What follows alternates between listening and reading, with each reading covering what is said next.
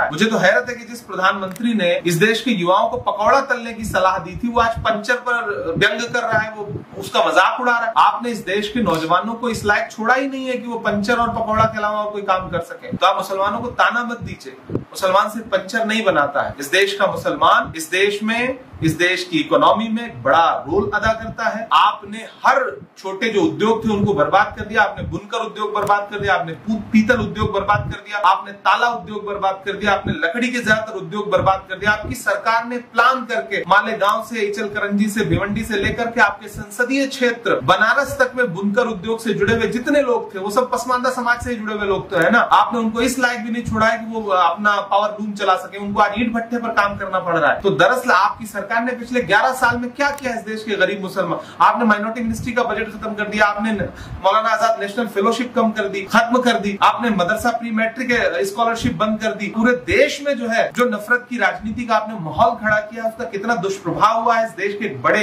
वर्ग के साथ। आपका जो माहौल है, इस देश में मॉब लिंचिंग के शिकार जितने लोग हैं वो किस वर्ग से आते हैं? क्या वो पसमानदा समाज के लोग नहीं है?